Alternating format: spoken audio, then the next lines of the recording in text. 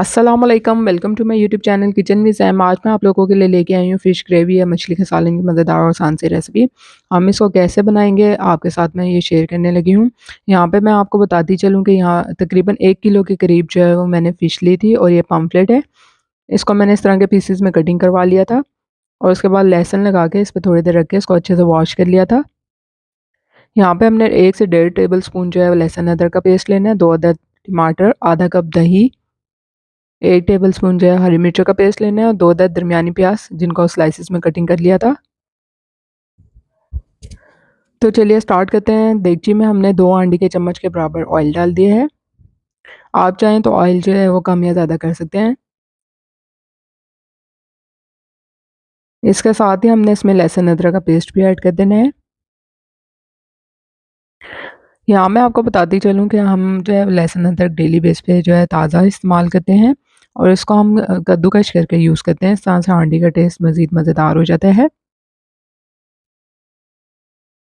इसको हमने अच्छे से भून लेना है ताकि इसकी खुशबू आना शुरू हो जाए। उसके बाद हमने इसमें प्याज के स्लाइसेस ऐड कर देने हैं।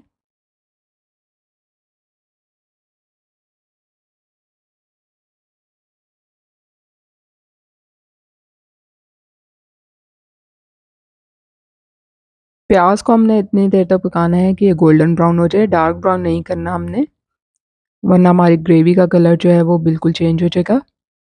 तो हमने इसको गोल्डन ब्राउन करना है। और यहाँ पे मैं आपको वो टिप पहले भी बता चुकी हूँ कि चुटकी भर आप नमक डाल दें तो इससे आपका प्याज जल्दी जो है वो सुनहरा हो जाता है।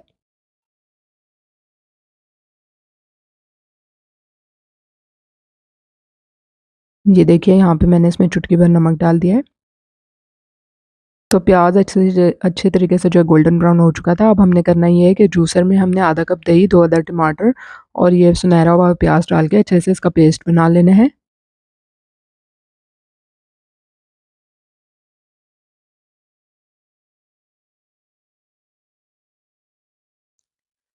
दूसरी तरफ मैंने एक पैन में ऑयल डाला था और उसके बाद मैंने फ़िश के पीसेस रख दिए थे इसमें।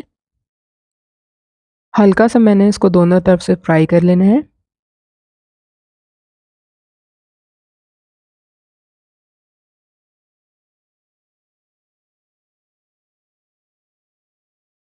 और आँच जो है वो हमने इसकी मीडियम रखनी है, बहुत ज़्यादा हाई नहीं रखनी। यहाँ पे दूसरी तरफ देगची में मैंने ऑयल डाला था और उसके बाद लहसुन अदरक दोबारा से इसमें ऐड किया था 1 टेबलस्पून। अब हम ये इसकी ग्रेवी बनाने के लिए कर रहे हैं और इसको हमने अच्छे से भून लेना है। उसके बाद हमने जो पेस्ट बनाया था प्याज, दही और टमाटर का वो इसमें ऐड कर देना है। इसके साथ ही हमने हरी मिर्च का पेस्ट भी डाल देना है। अब हमने इसको अच्छे से भून लेना है। यहाँ पे फ़िश भी हमारी अच्छे से जो है देखें इस पे फ्राई हो रही है। ये देखिए हल्का सा इस पे ऑयल आना शुरू हो गया है। इसके साथ ही हम इसमें मसाले भी ऐड कर देते हैं। 2 टीस्पून जो है वो इसमें लाल मिर्च डाल दी है। हाफ़ टी स्पून इसमें हल्दी पाउडर डाल दिया है।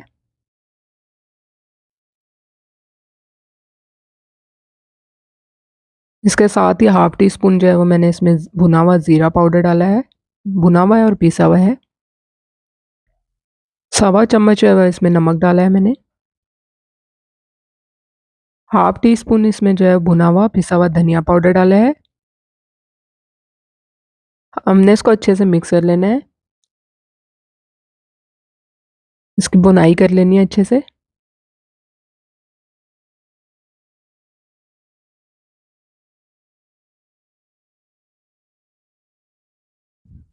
अब ये देखिए इस पे ऑयल जो है वो आना शुरू हो गया है।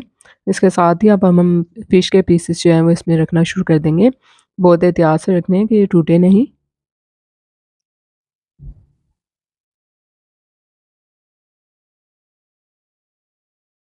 तकरीबन हमने 3 से 4 मिनट बाद इसकी साइड चेंज कर देनी है ताकि मसाला जो है वो अच्छे तरीके से इसमें जज़्ब हो जाए।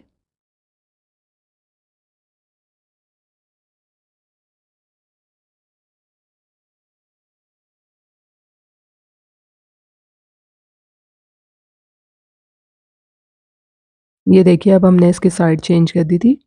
अब इसके बाद मैं इसमें तकरीबन 1 से डेढ़ कप जो है वो पानी डाल रही हूँ इसकी ग्रेवी बनाने के लिए। आप लोग अगर थिक चाहते हैं तो कम पानी ऐड कर सकते हैं और अगर सालन पतला चाहते हैं तो उस हिसाब से उसमें पानी डाल सकते हैं।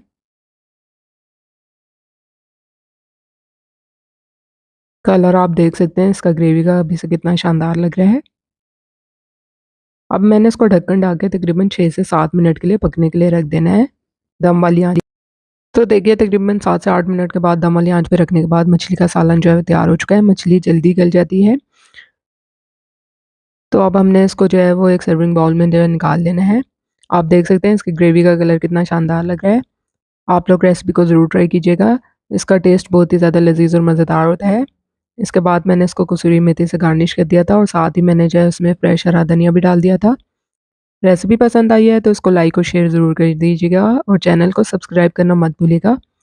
जल्द मिलूँगी आप लोगों से एक नई रेसिपी के साथ, तब तक के लिए इजाज़त दीजिए। अल्लाह हाफ़िज़।